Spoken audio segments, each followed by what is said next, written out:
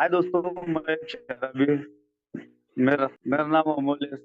Higher power की हाय कृपा और अमोल आप भाई। लोगों की सुंदर संगत। हाय भाई, हायर पावर की कृपा और आप लोगों की सुंदर संगत, इसी वजह से शराब के जहरीले घूंट से दूर हूँ।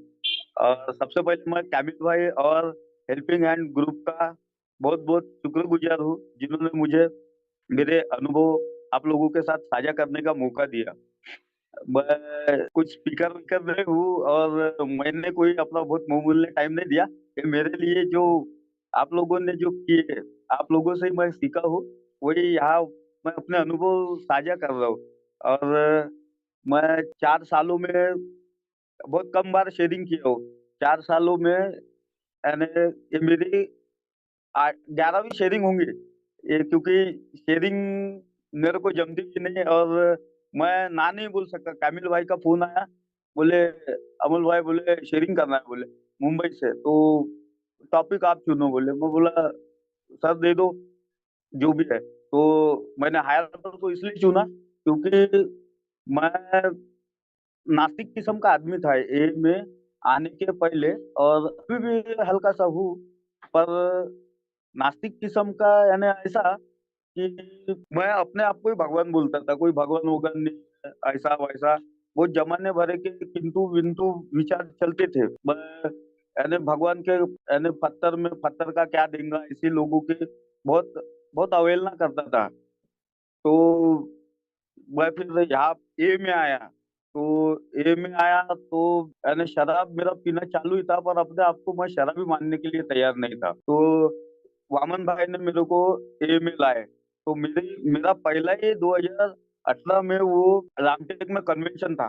तो उनको उनके बच्चों का एडमिशन करवाने करवाने जाना था, और मेरे वो रामटेक में एक आदिवासी स्कूल है, वहाँ पे वो पहचान का था, तो मैं बोला भैया डाल दो उधर।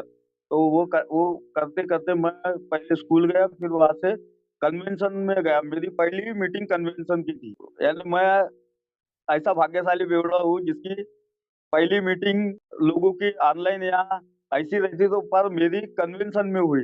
तो वामन भाई मेरे को बोले, वहाँ बहुत बड़ा कन्वेंशन था, पूरे पूरे लोग थे, सब थे। पर मैंने फिर देखा, मैं बोला यार ये शराबी है क्या? तो हाँ बोले, ये सब शराबी है बोले, पर शराब कोई लगता नहीं था पिया, पर बोले शराबी है बोले, तो मैं दंग रह गया। अरे बाप रे! बोला ये इतने अच्छे लोग बोला, और शराबी अपने आप को बोल रहे बोला। तो उसके बाद से फिर मैं मीटिंग में यानी मेरा मीटिंग के प्रति मेरे को पहले दिन ही ऐसा लगा कि एक यहाँ कुछ ना कुछ है। तो वैसा करते-करते फिर मैं मीटिंग में आया। पर मीटिंग में आया तो मीटिंग में आए बराबर पहले दिन भगवान की कृपा जो अपनी प्रेयर है, ये है, वो है। मैं नास्तिक किस्म का आदमी था, और ऊपर से अंधश्रद्धा निर्मूलन समिति से मैं जुड़ा हुआ था। तो अंधश्रद्धा समिति ये जादू-टोना, भगवान-वगवान इनको नहीं मानती। तो मेरे लिए बड़ी दुखद परेशानी थी। मैं बोला यार अभी कैसा करूँ? तो ये इधर भी भगवान, भगवान, और फिर वो हो गया। फिर उसके बाद में फिर मेरे को वामन भाई एक चर्च में लेके गए। उधर फिर गॉड शब्द सुनाया आया। अरे बाप रे! बोला नए-नए की बात बता रहा भाई। तो फिर गॉड शब्द आया। मैं बोला यार ये तो पक्का अपने को बोला कन्वर्ट करवा देंगे। अब मैं उसके लिए डर गया एकदम। यार बोला अब कैसा होऊँगा? अब क्या होऊँगा? तो पर मेरे को एक ओल्ड मेंबर, मैं शुरू-शुरू में जो आदमी ने मेरे को लेके गया था वामन भाई ने, मैं उसी को भगवान बोलता था। तो वो एक ओल्ड मेंबर ने मेरे पास आया और बोले, "तू बोले भगवान से इतना ये हो रहा क्यों?" क्योंकि मैं इसलिए डर रहा था क्योंकि मैंने भगवान को बहुत मैंने निग्लेक्ट किया था। तो साला एक एक हिसाब से अंदर से डर भी लग रहा था। साला कहाँ ला लिए, कहाँ ये हो गया, कैसे होऊँगा? पर एक ओल्ड मेंबर आया और बोले, "अभी बोले तू भगवान को नहीं मानता तो ठीक है बोले, पर एक इसको जिसने तेरे को लाया उसको मान बोले, नहीं तो मीटिंग को मान बोले या किसी को भी मान बोले।" तो वो फिर मेरे को अच्छा लगा। पर यानी समझ में नहीं आ रहा था, पर धीरे-धीरे आते-आते फिर ऐसी एक एक ये चालू थी, ऑनलाइन मीटिंग चालू थी। तो कोरोना में, तो एक बार मैं नया-नया था तो मैंने अमर पी से सवाल कर लिया था। भैया बोला ये आप आध्यात्मिक आध्यात्मिक करते बोला, तो मैं नया-नया सोबराइटी था मेरा 3 महीने का, तब मैंने वो उनसे प्रश्न किया था कि भैया बोला, अमर भैया, ये बोला तुम आध्यात्मिक आध्यात्मिक करते बोला, तो अमिताभ बच्चन बोला आज भी जिंदा है और विनोद खन्ना मर गया बोला आध्यात्मिक को जो मानता था। मैं इतना इतना यानी गया, यानी मेरी निग्लेक्टेड भावना थी। ये कार्यक्रम कुछ समझा नहीं था तब मेरी सोच थी, तो अमर भैया ने सीधा ही बोले अभी तेरे को नहीं समझूंगा, बोले तेरी सोबरिटी कम है ऐसा वैसा। तो बोला ठीक है। पर यहाँ पे दोस्तों आते रहा और सुनते रहा, सीखते रहा और फिर पता चला शराब पीना ये अब अपने आप में बीमारी है बोले यहाँ पे। पर अंधश्रद्धा निर्मूलन समिति से जुड़ा था, तो यहाँ पे बोलते थे अंधश्रद्धा भी एक बीमारी है। तो साला मेरे लिए बहुत डिफिकल्ट था, पर आप भाइयों की शेयरिंग से मेरे को ऐसे ही फिर कोरोना लग गया। तो कोरोना में मेरे को सुबोध भाई उरन की शेयरिंग मिली, सुबोध भाई उरन। तो उन लोगों उन उनकी जो शेयरिंग में थी ना, तो मैं ऐसे ही जुड़ गया ऑनलाइन में। तो ऑनलाइन शेयरिंग का बहुत बड़ा हाथ है यहाँ पे सोसाइटी में, क्योंकि मेरे आजू-बाजू में जो थे और जो थे तो उनको मैं देखता था और रोज़-रोज़ जा-जा के मैं उनके साथ में ऐसा लगता था यार ये तो ऐसा ही दे दे, ये बस यहाँ पे जाते होंगे, वहाँ पे पीते होंगे, कुछ भी बताते हैं, ऐसा दिमाग में चलता था। पर सुबोध भाई उरन उरन की जो फीलिंग आई थी, वो बोले मैं अच्छा कोच था, मैंने अजिंक्य रहाणे को सिखाया, ऐसा-वैसा। तो अरे बाप रे! बोला ये तो बहुत हाई लेवल की मीटिंग है बोला, यहाँ जुड़ना चाहिए। तो मैं फिर जुड़ते गया। तो फिर उन्होंने नए-नए में इतना साथ दिए, रोज़ मैं उनसे बात करता था। तो उन्होंने उनसे बात करता था, उनसे फिर फ्रेंड सर्कल बढ़ा। फिर ऐसा करते-करते फिर मेरे को यहाँ पे अच्छे फ्रेंड सर्कल मिले और मेरे को मज़ा आने लगा। और शुरुआती यानी मैं ऐसा ऐसा ऐसा निग्लेक्टेड है ना, मेरी ऐसी हीन भावना थी कि अपनी दारू कहीं छूट नहीं सकती और आखिरी-आखिरी में ऐसा लग रहा था कि कुछ खा के घर वालों को बहुत परेशानी दे दिया और मर जाना चाहिए। पर ये बहुत अच्छा हो गया कि मेरे को वामन भाई ने सही टाइम में आए और सही टाइम में यही का मार्ग दिखाए। और इतना होने के बाद भी फिर मैं जुड़ते गया। कार्यक्रम से फिर मेरी जो ये थी चलते गई कार्यक्रम के प्रति, भगवान के प्रति श्रद्धा नहीं बढ़ी, पर मैं बोला कार्यक्रम के प्रति श्रद्धा बढ़ाना चाहिए और मेरे को ऑनलाइन में फिजिकल मीटिंग में बड़ा डर लगता बोलने के लिए, तो मैं बहुत लेट जाता और बहुत कम बोलता, क्योंकि मेरा बोलने से ज़्यादा करके दिखाओ तब महत्व है। ऐसा मैं मानता हूँ, यानी कृति में जादू है। यहाँ के जो स्लोगन है one day at a time के साथ ही चलता हूँ अभी।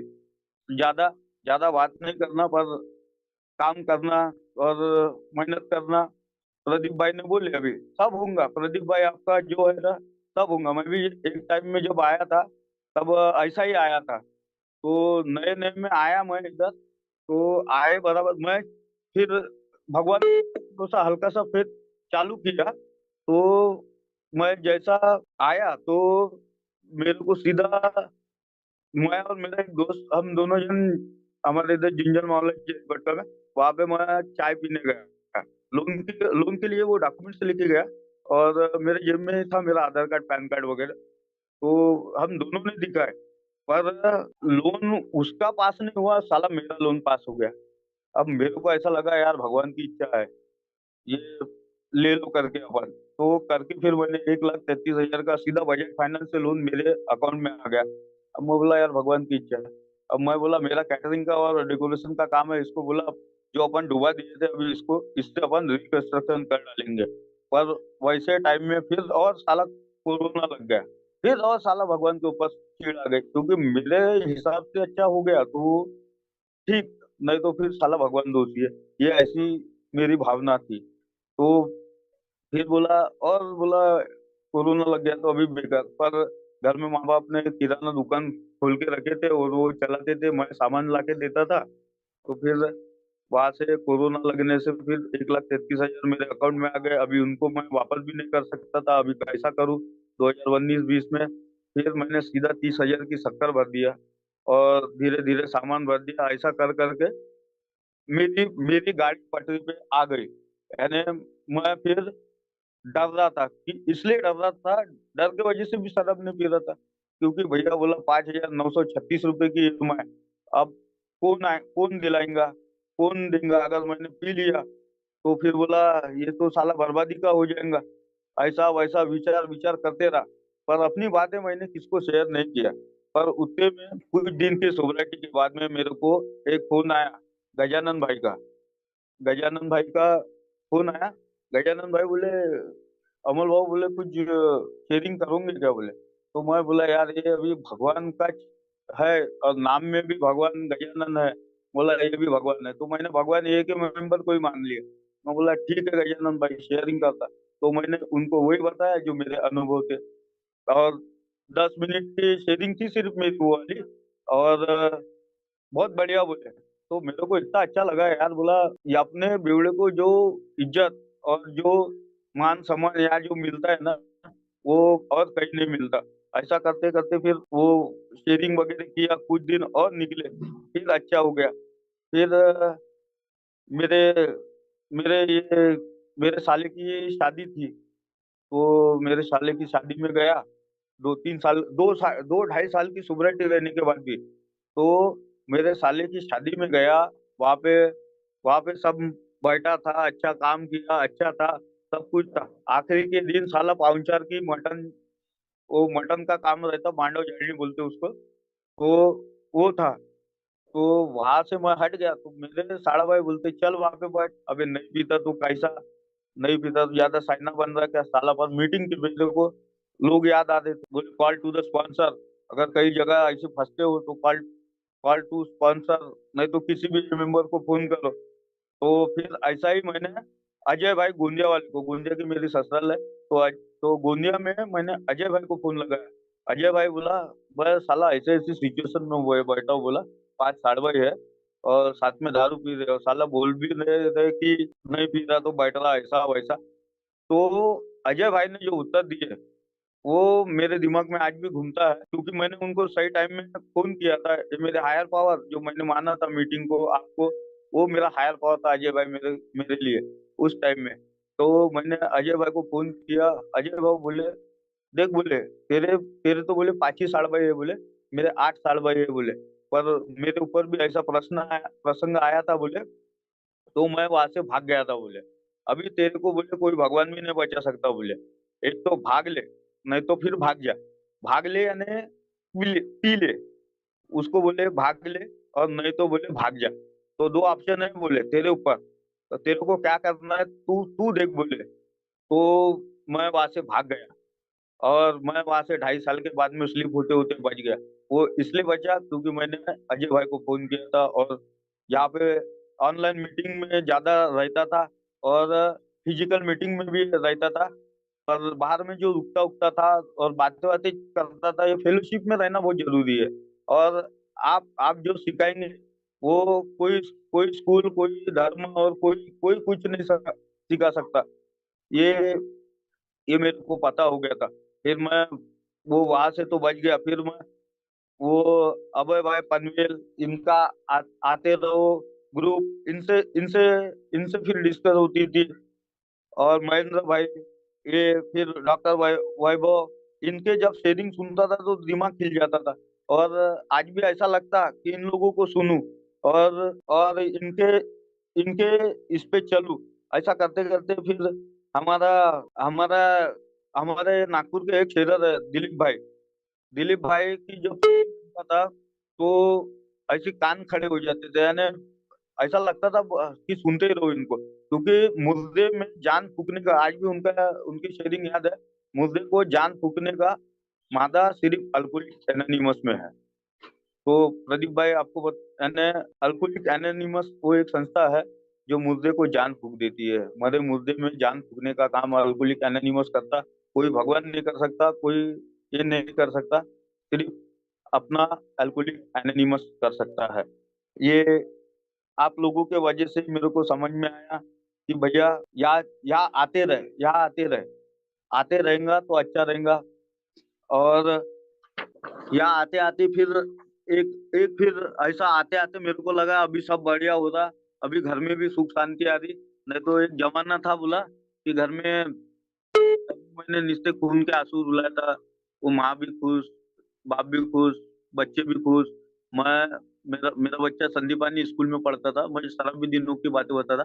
मेरा बच्चा स मैं जब शराबी दिनों में मेरे बच्चे को जब छोड़ने जाता था तब मेरे को समझता भी नहीं था इसको लाना कब है और लेके जाना कब है। एक बार असेंबली में या वहाँ हमारे नागपुर में जिले जिले के पास थे, पूरा वन वे था। वो पूरा पूरा बैरिकेड लगे हुए थे। अब मैं बच्चे को लाना है, 1 बजे छुट्टी हो रही है और मैं जा रहा 2 बजे।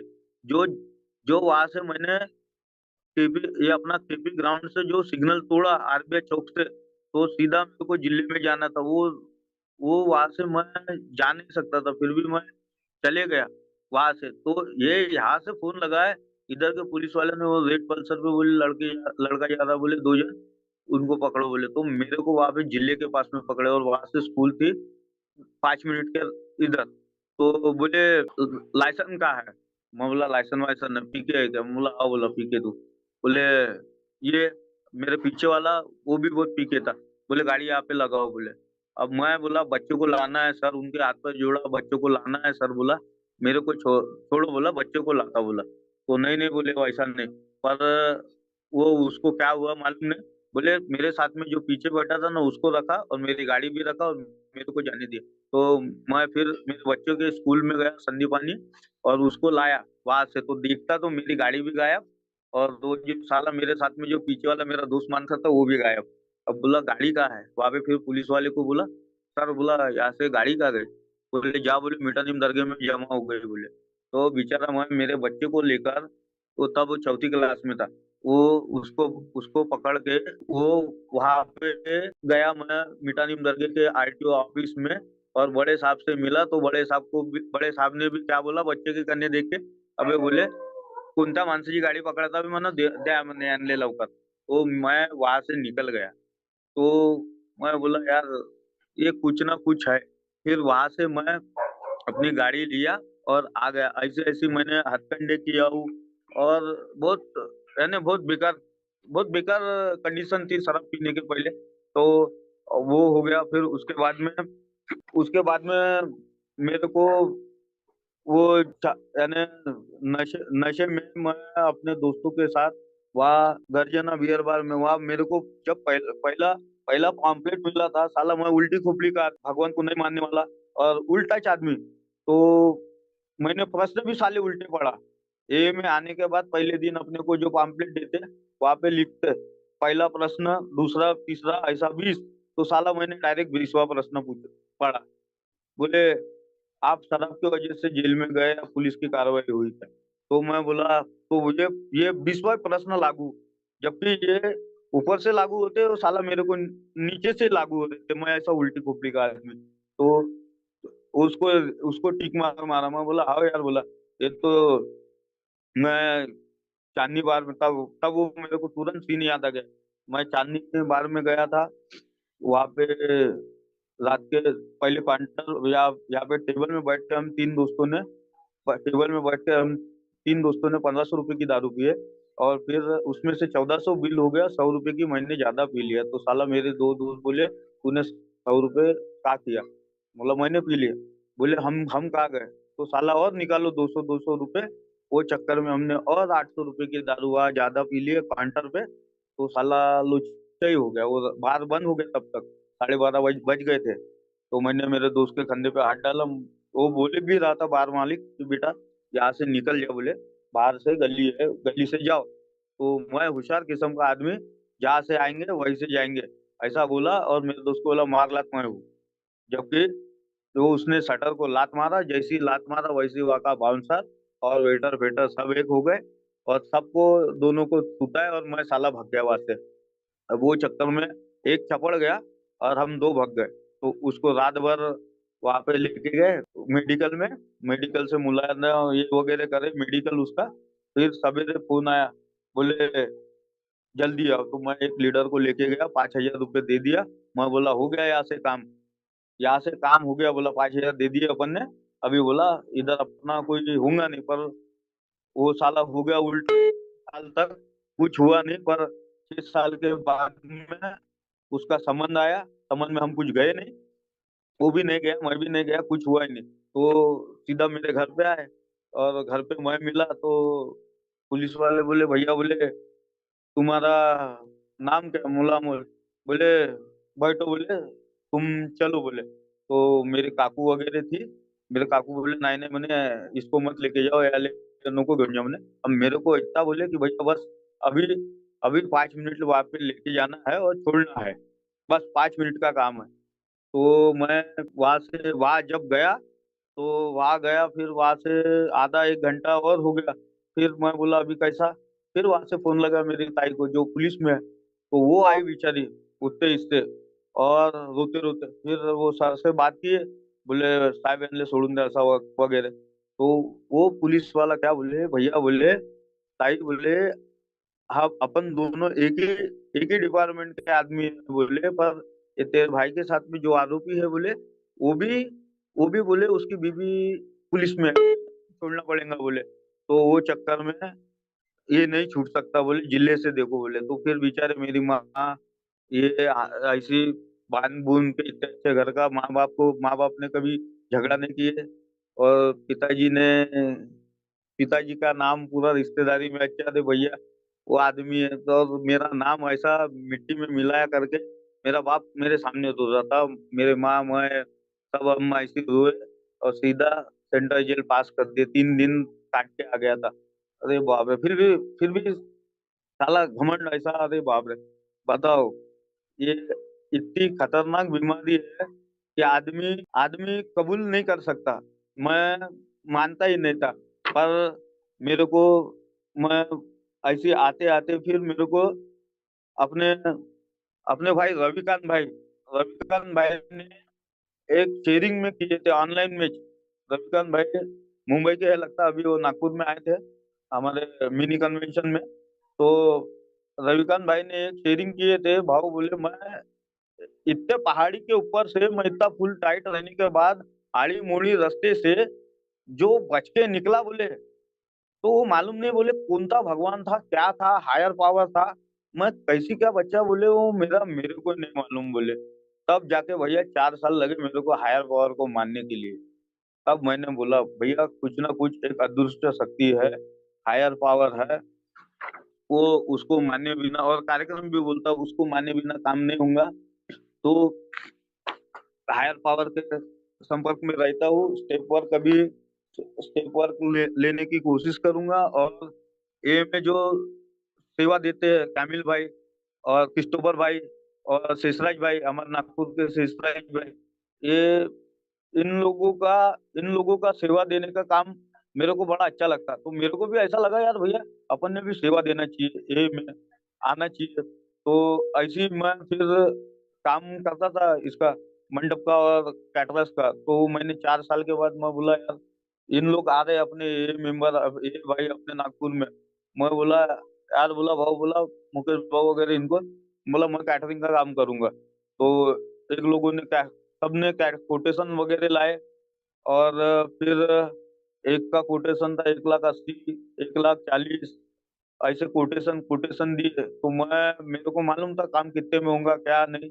तो भाव बोला मैं करता, बोला ये काम, और फिर मैंने वो पूरी जवाबदारी ले लिया मेरे ऊपर। तो फिर वो फिर भी ना नुकुर उसके लिए बहुत बैठक हुई, क्योंकि मेरी सोसाइटी बहुत कम की थी, और काम बहुत बड़ा था, 400-500 लोगों का आना था, और इतने लोगों को खाना वाना ऐसा कैसा करके। फिर भी हमारे कैटरिंग कमेटी के आशीष भाई ने बोले जो भी है बोले इसको ही दो बोले। तो फिर मैंने 90,000 में वो काम ले लिया था। और फिर बोला, फिर वो काम बड़े अच्छे से हो गया। मैं प्रार्थना करता था और बोलता था भैया, अब यानी अपनी सेवा देना था मेरे को, और मेरा हेतु शुद्ध था कि अपने ए मेंबर के लिए काम करूं और ए को सेवा दूं। तो उसके लिए मैंने काम ले लिया, और मैं फिर से पुराने मेरे धंधे पे आ गया। तो आज मेरे पास भी अच्छे काम आते हैं, और अभी अच्छा चलता है। तो सभी जन आए, फिर अच्छा काम हो गया। तो सीधे सीधे 30-40 हजार रुपए जो बचे वो जीएसओ को भेज दिए। तो मेरे को भी सेवा सेवा देने का मौका मिला, और बहुत अच्छा लगा कि भैया अपन एक के प्रति कुछ कर रहे हैं। अभी शेयरिंग करना भी एक सेवा का काम है। तो कामिल भाई ने बोले भैया शेयरिंग करना पड़ेगा, शेषाज भाई ने नंबर दिया। मैं बोला यार कामिल भाई बिल्कुल करूंगा। कामिल भाई भगवान है मेरे लिए, हायर पावर है। और फिर इतनी तो सत्सक विवेक बुद्धि आ ही जाती 4-5 सालों में। पर मेरे को 4 साल लगे यार भैया हायर पावर को मानने के लिए, क्योंकि बहुत बहुत कठिन था मेरे लिए, क्योंकि अंदर ये था। पर लगा। और फिर बीच में यानी मेरे ऊपर परेशानियां आती गई ना करके। फिर नहीं तो क्या है, जल्दी जल्दी मिल जाएगा तो आदमी जल्दी मान जाएगा, पर मेरे ऊपर बहुत एक एक परेशानी आ गई। फिर बीच में साला इतना अच्छा होने के बाद फिर अभी अभी 10वें महीने में 2 तारीख को मेरे मम्मी का डेथ हो गया था। तो वो कैंसर हो गया था उनको। तो कैंसर का बहुत इलाज विलाज किया मैंने, फिर इधर उधर पैसे लगाए। हमारे इधर एससीजी करके हॉस्पिटल है, वहाँ पे लेके गया था। तो तब देखा मैंने कैंसर के जो पेशेंट थे। मैं खर्रा भी बहुत खाता था, घर में किराना दुकान है। तो खर्रा और पूड़े सब ये दुकान में ही रहे थे। तो अपन इतने खाते थे। मैं अभी एक एक दारू तो छूट गई थी, पर खर्रा और ये पूड़े बहुत खाता था। पर वो मम्मी को कैंसर हो गया, और वो कैंसर के वजह से मेरे को दवाखाना जाना पड़ा। तो वहाँ देखता था बेचारे को नाक से नली लगी है, किसी के गाल ऐसे फटे है, ये ऐसा हो गया। तो मेरे को बड़ा यानी ये लगता था। साला एक बार और विचार आ गया था। भैया बोला अभी कैसा करूँ कैसा करूँ। तो फिर मेरे को एक जन ने बोला था, बोला जीजा, बोला यार कैंसर हो गया। तो उसके भी भाई को कैंसर हो गया था। तो वो बोले यार, बोले तू अमोल, बोले तू रहता कैसा यार, बोले वो कैंसर हॉस्पिटल में बिना पी के तो मैं सो ही नहीं सकता यार, बोले पर तू रहता कैसा, बोले। तो साला मेरे को भी बड़ा विचलित लगा। तो फिर मैंने सीधा अश्विन भाई अश्विन भाई को फोन लगाया, थाने के अश्विन भाई को। तो अश्विन भाई ने बड़ा अच्छे से समझाया। अमोल बोले देख, बोले जो नाम दिया है, बोले ये भगवान ने नाम दिया है, बोले आदमी फिर मरने के बाद सीधा बॉडी बॉडी बोलते हैं, बोले ये भगवान का कंसेप्ट बड़ा अच्छा समझा है उनने, अश्विन भाई ने भी। तो आदमी को समझ में आ गया। और सर टाइम हो गया लगता। तो मेरे अनुभव जो थे ये बताया। पर एक बात तो पक्की है, अब मेरे बस्ती में वो उसको देखता हूँ जिन जिन को जो शराब पीते हैं, उनकी कोई इज्जत नहीं रहती। तो आदमी की उम्र धीरे धीरे बढ़ती जाती है। और जो वक्त पर पसीना नहीं बहाते, यानी एक्शन करना ही पड़ेगा।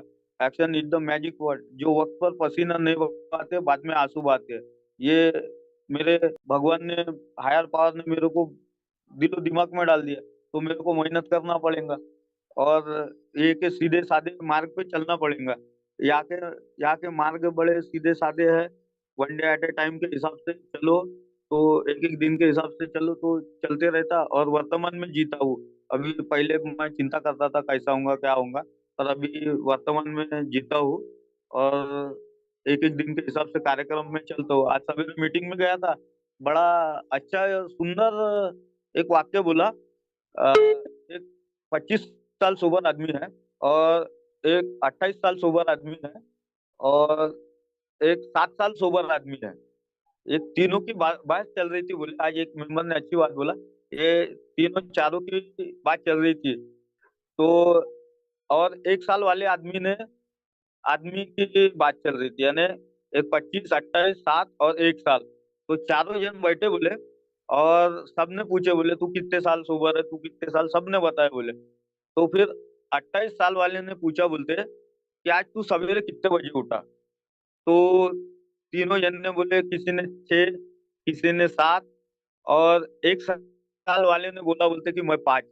तो 28 साल वाले मेंबर ने बोला कि तू मेरे से 1 घंटा ज्यादा सोबर है। यार भैया, ये एक कार्यक्रम की जो देन है, ये ये बहुत बहुत साफ सुथरा और सीधा साधा कार्यक्रम है। आप लोगों ने सुना और मेरे को बोलने का मौका दिया कामिल भाई, इसके लिए आपका और हेल्पिंग ग्रुप का और सभी भाइयों का तहे दिल से शुक्रिया अदा करता हूँ। और अपने वाणी को विराम देता हूँ।